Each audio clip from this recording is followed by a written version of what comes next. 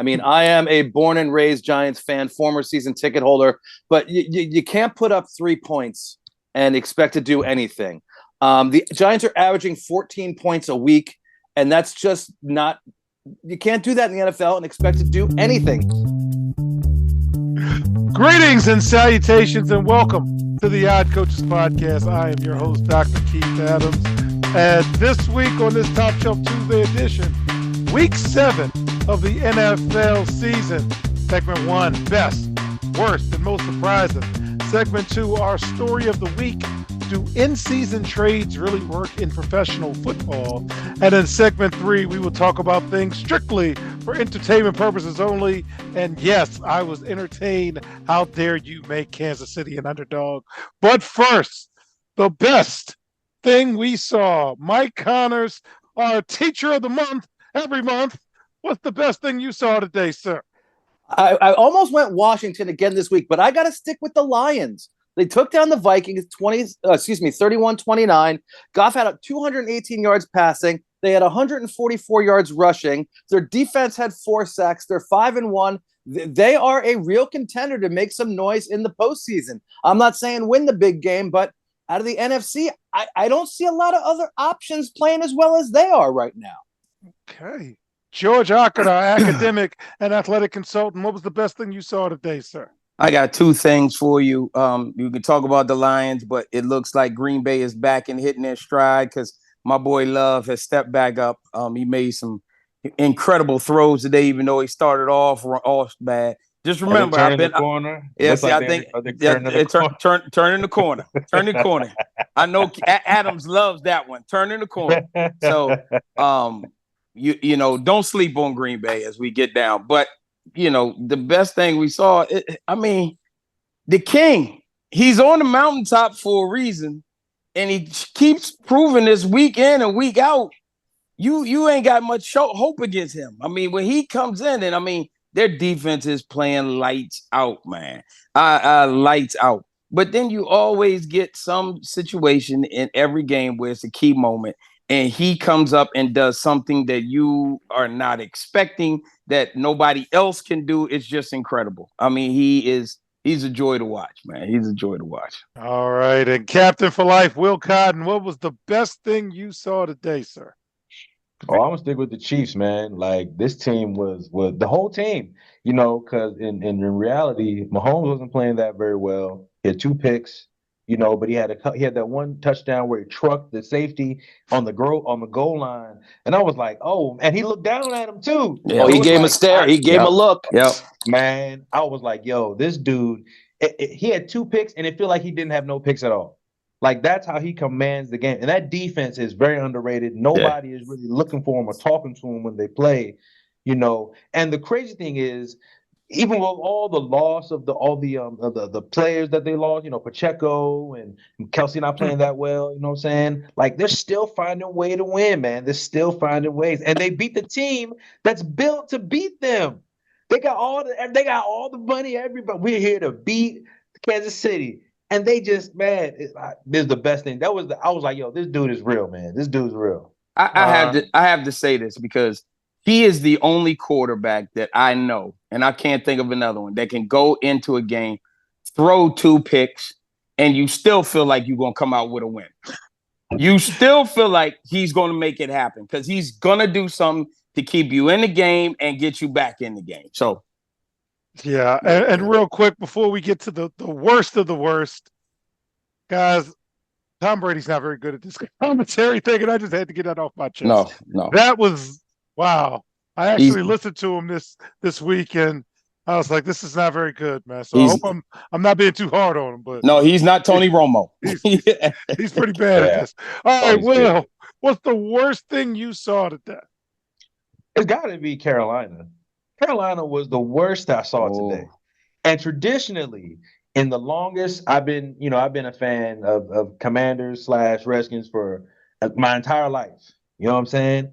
And that was a standard, like, okay, you know, best, you know, a quarterback goes down, we're up, a team that we were supposed to beat, and they're going to beat us out. You know what I'm saying? They're going to drop like 28 on us. And Carolina couldn't do nothing. They couldn't do nothing. they benched your man Bryce Young just to say, okay, well, we're trying to win now. What are you doing? You're losing 40-7 to Marcus Mariota.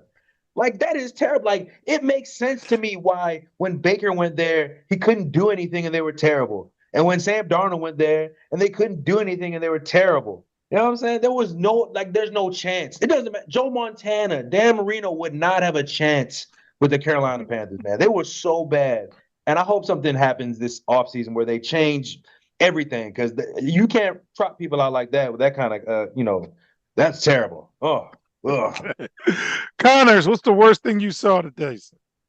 I was going to go with the Guardians bullpen from this weekend, but I can't go there right now. So I am going to turn it, and I'm going to go the Giants. I mean, I am a born and raised Giants fan, former season ticket holder, but you can't put up 3 points and expect to do anything. The Giants are averaging 14 points a week, and that's just not – you can't do that in the NFL and expect to do anything. Jones passed for 99 yards before he got pulled for Drew Lock. We're not talking about, a young first-round pick or anything like that. Drew Lock is not the answer. He was only he had 6 yards passing. It was for 3 for 8 in relief. So he was no good. The Giants had 76 yards rushing. The artist formerly known as the Giants running back, Saquon Barkley, had 176 yards rushing. So the Giants were the worst thing I had ever seen in my life today. Okay. George, what's the worst thing you saw today, sir? Mike, I think the Yankees and the Mets are both averaging more points than the Giants are this week. So, and the Giants 2, 3, and 4 hitter outweigh the Giants' offensive line with all the backups on there, and they're more athletic. Oh God. I'll be honest. The worst thing I've seen is I feel bad for London.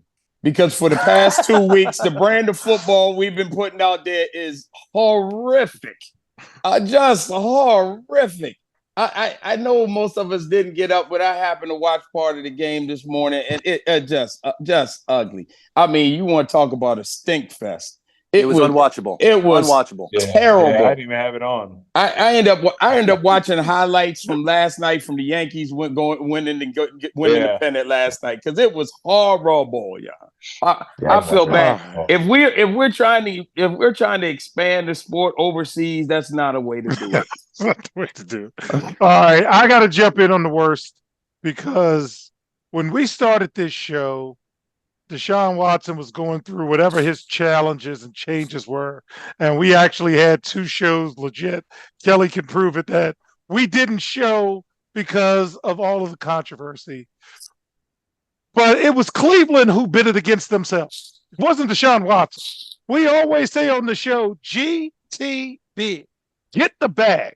So if you want to give me guaranteed money to come to Cleveland, yes, I'll come. And then he got injured. Okay, it happened. And then he came back. He worked hard to come back, and he has not played well at all. And nobody's ever going to say he played well. And more likely than not, he probably should have been benched. But it was Cleveland who didn't put Jameis out there today. And when he goes down with an injury that nobody wants, to have the audience, the crowd cheer, that's disgusting.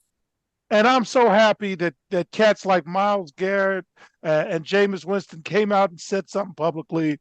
And Will is not of the age to remember Sam Weiss. So before the show, in the pre-show meeting, I showed him Sam Weiss saying, "You're not from Cleveland. You live in Cincinnati. Act better, what have you." That was the worst thing I saw today. So let's jump back into the regular rotation. Mike, what's the most surprising thing you saw today? I was going to make a joke about Watson calling massage therapists and how many didn't call him back. Is the worst thing I saw, but I'm not. Mike, don't do it. Mike, don't do it. He censored me 2 weeks in a row. Don't do it, Mike. Don't do it. So I will go with how many points the Jaguars put up. I know it was a horrible game. Don't remind me. Second 3. but they have struggled offensively greatly. We've talked about how Dabo's quarterbacks from Clemson have not translated well into the NFL over the last couple of years, even though they've been high draft picks. So I will go with that. I was kind of surprised at how many points they put up over in England. So was I, for all the wrong reasons. George, what is the most surprising thing you saw today? Let's see. The most surprising thing, I should go ahead and give it to them Philadelphia Eagles. With all the turmoil going up, it was set up for them to lay an egg today in against New York, and they didn't. So I have to give them credit. Not that it's hard, but there have been times when New York has, no matter how bad they've been Philly's Achilles heel. Sometimes they just don't show up, and with all that turmoil going on, they did show up, and I think having Saquon there is a saving grace in a whole lot of ways for Philadelphia right now. All right, Cotton Man, what about you? What's most surprising? I'm surprised they didn't flex that Monday night game with the Kansas City Niners game. They got us with the Chargers and the Cardinals, and I would have much rather watched the Niners versus the Chiefs, even though the result, we know what it is. But seeing, Mahomes in prime time, it's always a little special. So I was really surprised I was. And also, I was surprised that Atlanta lost. That's the Seahawks. You know what I'm saying? Got done. That's a game you're supposed to get. A team coming west, all the way coming east. They're not playing that well. They've lost, I think, 2 in a row, and they're not playing too very well. And Atlanta's playing pretty hot. And they just go out and they just poop the bed and just they got good today. They got done. Yeah. And I'm surprised that Connor's got George going with the dadgum baseball talk that I'm going to let go segment 3. I ain't won 2 segments of this train. I'm waiting on it. Will and I've been waiting since this morning, dog. So it is what it is. All right, segment 2. We're going to do the story of the week after Mike Connors gives us a top 5. Do NFL trades in season even work? We'll talk about that in segment 2. We'll be right back on the Yacht Coaches Podcast. This is Dr. Keith Adams, president of the CKA Save Project and author of Finding the Balance, My Personal Journey to Academic and Athletic Success. This book is your key to unlocking the secrets of being a successful student athlete.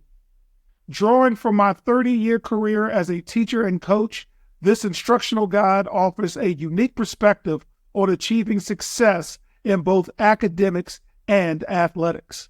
With over 15 personal stories and insightful antidotes, Finding the Balance is a must-read for student athletes, parents, coaches, teachers, and administrators.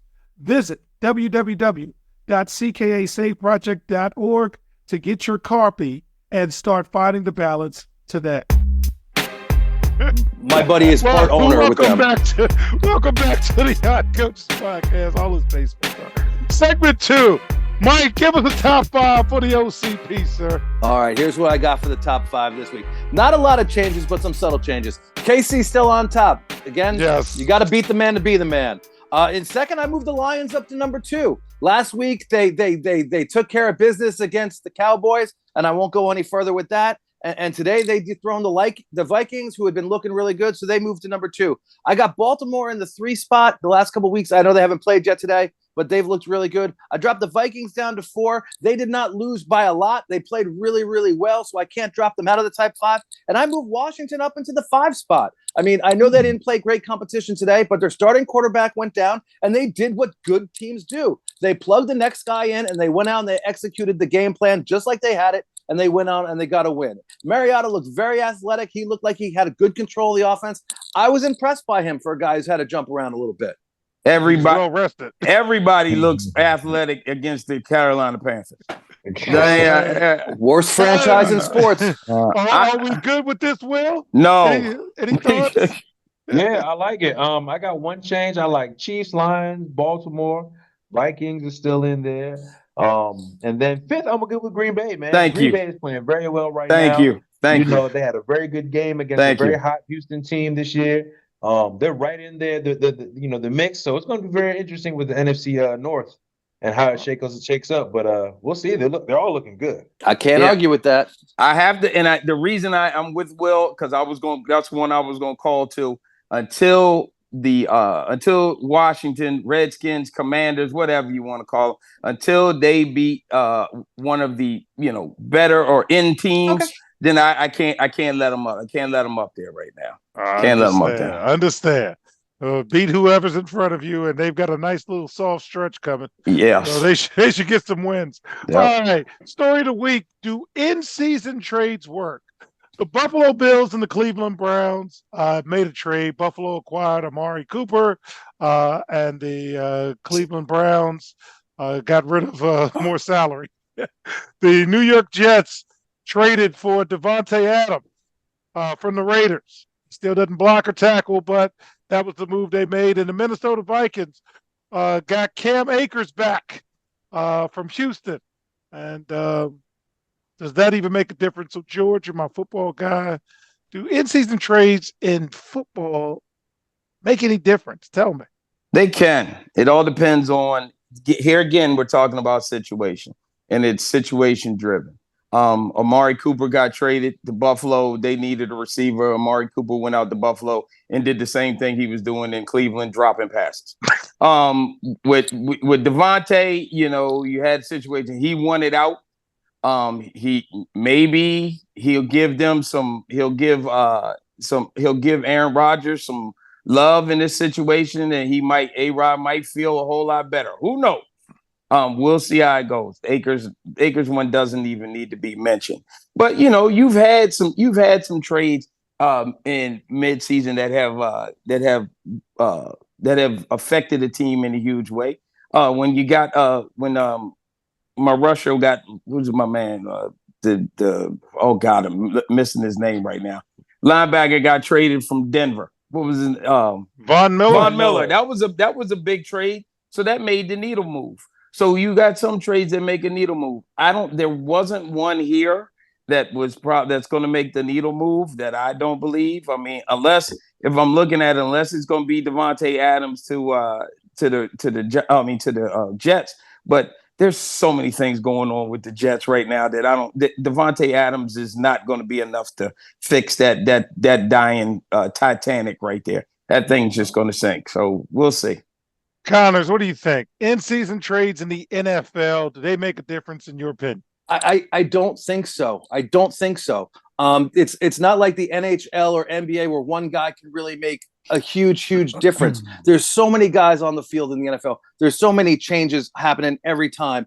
And even like with Davante Adams going to the Jets, to me, that just shows how much control Rodgers does have. If you saw the Pat McAfee show, Pat McAfee's interviewing Rodgers, and all of a sudden, who pops in over his shoulder? Davante Adams hanging out at his house, and they ask him, how's it like? Oh, all of a sudden my hamstring's healed. I mean, come on. No, but even with Von Miller, it was a good trade, and it did help Buffalo, but it didn't push them over the top to win the championship. So if you're going to make a big in-season trade, it's got to bring you to the promised land. And I can't think of one significant trade that has really pushed someone to that next level. It might have made them better, and like they didn't give up a lot for Davante Adams as third-round pick, maybe a second-round pick. So at the way the Jets are going, it's a third-round pick. So, I mean, it kind of makes sense, but I just don't see it helping. Hey, Mike, I was talking about the Von Miller trade when he got traded to L.A., right? That's when they won the Super Bowl. Yeah, they won the Super Bowl. I thought you meant when he went to Buffalo. I apologize. No, he ran into Pat Mahomes. So with that, you can't count that way. You can't count that way. My apologies. So, Will, you're the player, okay? New guy comes into the locker room.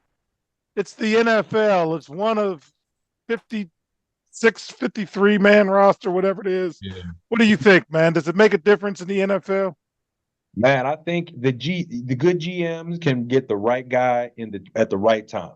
You know what I'm saying? Like, you have the right personality that you need to get him in there and say, okay, with this, we're missing, we're missing this, or we're missing that. We're missing like a little like aggressiveness, bringing the guy in, I think it can work. Sometimes, Jalen Ramsey to the Rams. I think that was a great in-season trade. You know what I'm saying? I think, they went out and they have success. It's a lot easier when you're at receiver, because there are only a couple routes. They're only like, they're not like a million routes in the world. Now it's just a matter of feeling and getting where you need to get comfortable. So it just helps. But again, if it's the player asking for a random player, get Davante Adams. I don't know if that's going to work. We've seen LeBron really has tried to do it. It doesn't work. People just ask, come play with me, I'm nice. And it just never really works because they don't understand the overarching idea of the entire organization, the relationships that need to be. You need to be you.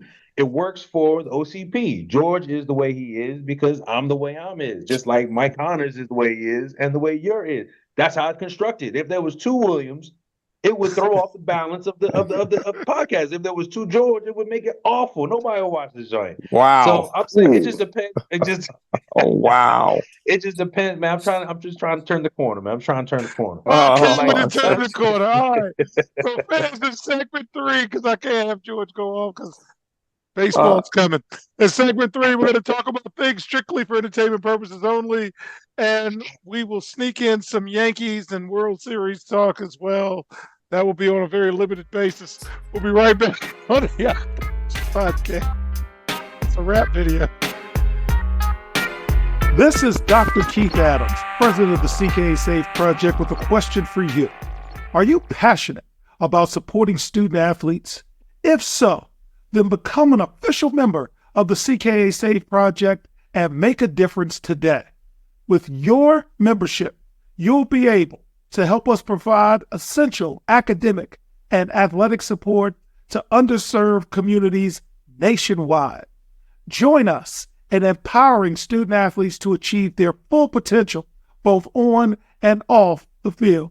Together, we can build a brighter future through education and sports. Visit ckasafeproject.org and choose your membership level now. $25 is a bronze level membership, $50 is a silver level membership, and $100 is a gold level membership. Be a part of the change. Become a member of the CKA Safe Project today. Welcome back to the Odd Coaches Podcast in segment 3. Let's talk about things strictly for entertainment purposes only. I'm going to say I hate the Monday night doubleheaders. It's killing my flow in terms of my season-long bets. But I've got the over for Baltimore and Pittsburgh. Pittsburgh plays the Jets right as we tape, so good luck to them. AFC South, Jacksonville, I took the over. That was a bad take. And Tennessee in the under looks like a good take. AFC East, Miami in the under. I just don't want. It's Mike McDonald that got me. He just was too familiar too early, and that's why I'm not rooting for the Dolphins. So, and in Buffalo, I took the over, and they're already at 5 wins. In the West, we took Denver and the Raiders and the under. Denver looks like Colorado, and it looks like they're going to get over 5.5, but the Raiders don't, and I'm okay with that. NFC North. Took Detroit in the over and took Green Bay in the over, and we took Green Bay in the over because George was telling me all summer about Jordan Love, and I'm like, well, let's put a little money down on it. Good call, George. Okay. NFC South, Atlanta, why do you keep letting me down, man? Worst sports town ever. And Carolina, I did a lot of stories in the summer over the quarterback whisperer, Dave Canales, and all trash. No, we told you. We fair warned you, though. All trash. My bad. NFC East, I did get hot on the Commanders. So in a couple of more weeks, we'll hit the over. Dallas, it's my brother's fault. My brother's a Dallas fan, and And then the West, Arizona, and the Rams. What was I thinking? So in terms of my Super 7, this week I was 4-3.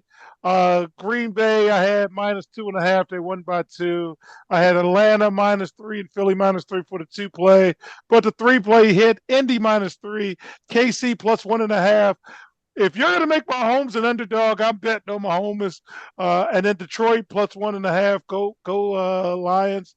My 4 play was straight money line. Cincy, Philly, Washington, and Buffalo with straight wins.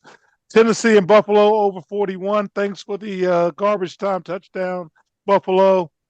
I took New England and Jacksonville under 42 because George is right. Those London games has been absolutely awful.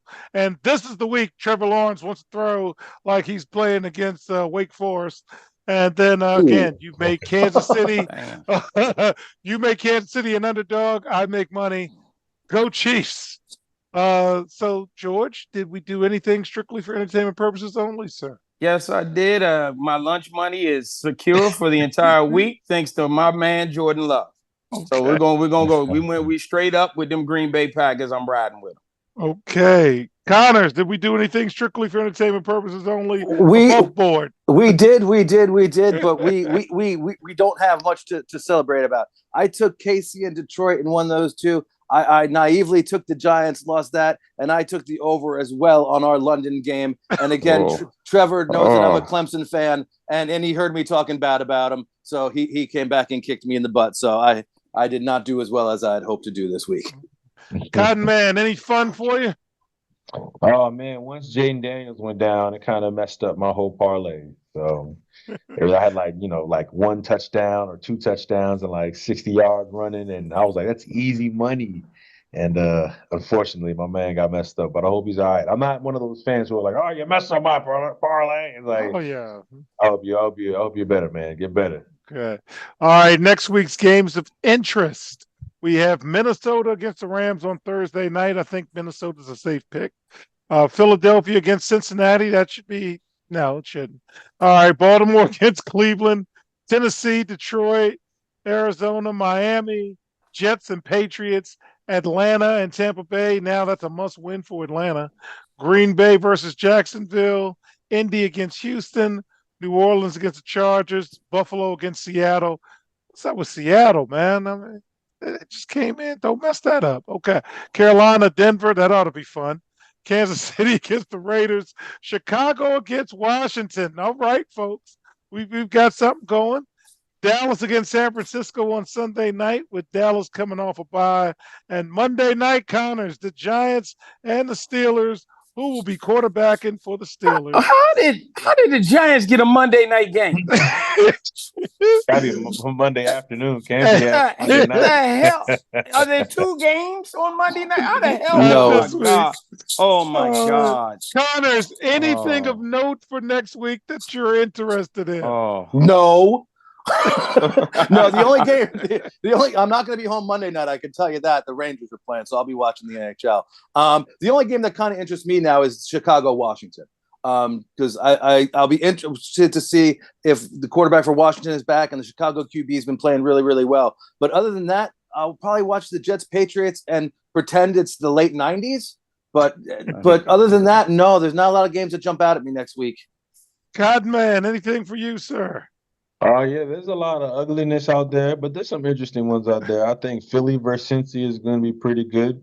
We'll see if Philly wins, and they're right there in the position to be in the NFC East, especially if Washington kind of falters.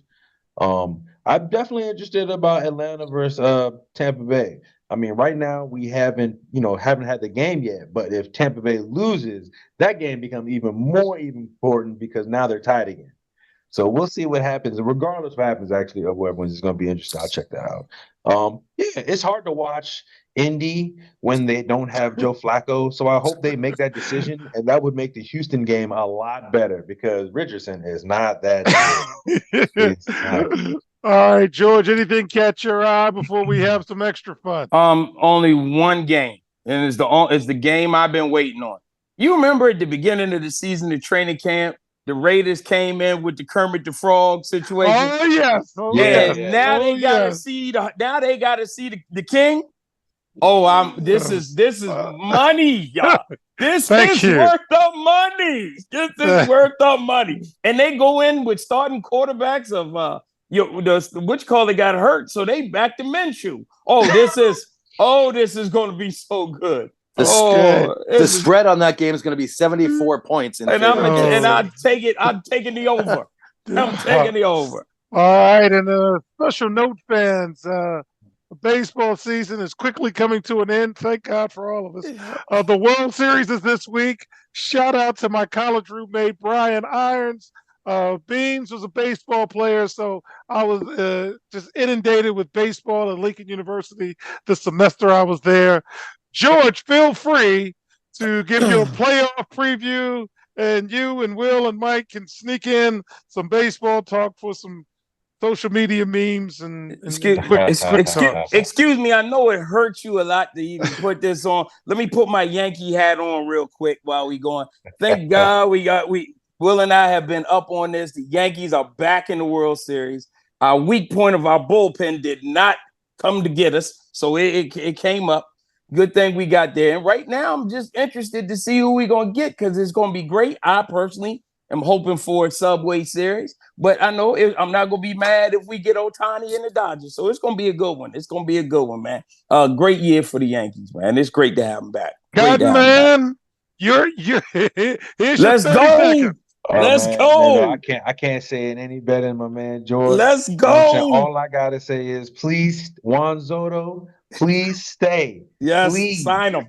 You already know we'll pay money. We pay cash if you want to stay, man. We want you to stay. Money, big cash money. That's right. Player. Stay. Is anything you'd like to add, Subway Series, or do you want to the extra revenue from the coast to coast? I would like to see the LA Yankees World Series pretend it's 1978 again, because I'm an old man. Yeah. I don't want to play the Mets. I think the Yankees would beat them, but the little brother beating the big brother always scares me. And I'm not a trash talker, but I know a lot of Met fans that are, and I don't want to hear it. And I just think it would be better for baseball to have Ohtani versus Judge, or actually Giancarlo Stanton. They should put on the movie poster for this. I just think that's a better story and a better matchup. But I'll take whoever we get, and I'm going I'm going Yankees in 6, no matter what.